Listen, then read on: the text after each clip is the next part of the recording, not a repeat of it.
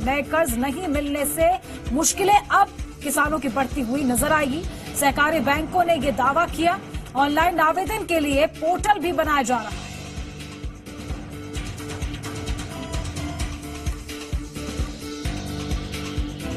बड़ी खबर आपको बता दें, जयपुर से मिल रही है। प्रदेश के लाखों किसानों को बड़ा झटका लगा है। सहकारी बैंकों ने कर्ज देने पर रोक लगा दी है। खरीफ रबी के लिए विभाग ने लक्ष्य रखा है। 16,000 करोड़ ऋण देने का लक्ष्य रखा गया था और 1 अप्रैल से शुरू होने वाली थी ऋण वितरण की योजना। नए कर्ज नहीं मिलने से अब मुश्किलें इन किसानों की बढ़ती हुई नजर आएगी। सहकारी बैंकों ने दावा किया है। ऑनलाइन आवेदन के लिए एक पोर्टल भी बनाया गया था।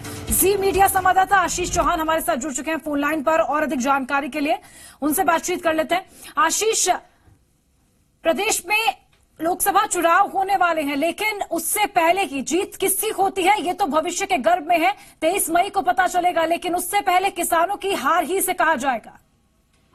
बिल्कुल सही कहा आपने। चुनाव से पहले, लोकसभा चुनाव से पहले किसानों की हार यहाँ पर दिखती हुई दिखाई दे रही है, क्योंकि किसानों ने ये सोचकर बैठे थे कि 1 अप्रैल से उन्हें अल्पकालीन फसली ऋण के तहत उन्हें 1.5 लाख तक का ऋण दिया जाएगा। लेकिन उससे पहले बड़ा झटका राजस्थान के लाखों किसानों को लगा है। तकरीबन ये मान के चलते हैं कि करीब करीब 38 लाख ऐसे किसान हैं जो कोऑपरेटिव विभाग से जुड़े हुए हैं, जो बैंकों से जुड़े हुए हैं। सीधे तौर पर उन्हें अब जो अल्पकालीन फसली ऋण है उन्हें नहीं मिल पाएगा। उस पर पूरी तरह से रोक जो है कोऑपरेटिव बैंकों ने लगा दी है। इसका जो कारण बताया जा रहा है वो ये है कि पहले पोर्टल बनाया जाएगा और उसके बाद में किसानों को कर्ज दिया जाएगा। लेकिन सबसे बड़े सवाल ये उठते हैं कि जब पहले व्यवस्था क्यों नहीं की गई, क्योंकि लगातार उन्हें पता था कि 1 अप्रैल से ये योजना शुरू होनी है और 15 अप्रैल तक जो है कहा जा रहा था कि ये शुरू हो जाएगी योजना। लेकिन उसके बाद भी ये योजना शुरू नहीं हुई और पूरी तरह से अब रोक लगा दी है।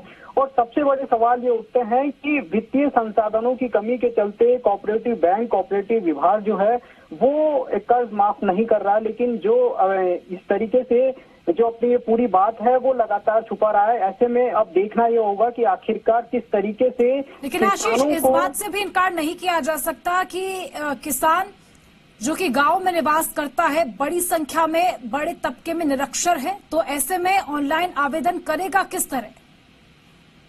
देखिए, अभी तक ये पूरी तरह से क्लियर नहीं हो पाया है कि किस तरह से पोर्टल बनाया जाएगा और किस तरह से उन्हें सीधे तौर पर लाभ दिया जाएगा।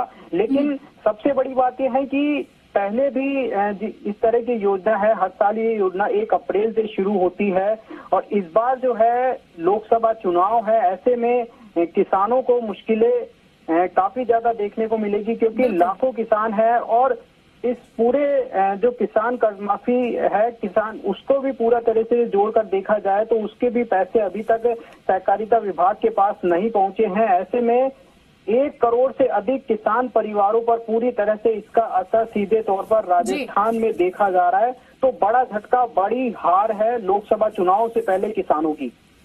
जी बिल्कुल, बहुत बहुत शुक्रिया आशीष तमाम जानकारी के लिए आपका। तो आपको बता दें, जहां पर कर्ज नहीं मिलने से परेशान अब किसान होते हुए नजर आएगी, क्योंकि सहकारी बैंकों ने किसानों को कर्ज देने से इनकार कर दिया है। कहा जा रहा है कि पहले पोर्टल बनेगा, आवेदन होगा और उसके बाद ही किसानों को लोन दिया जाएगा। एक और बड़ी खबर बगरू से मिल रही है। खेत में बने फार्म पॉन्ड में 4 बच्चों के शव मिले हैं। खेत मालिक ने ग्रामीण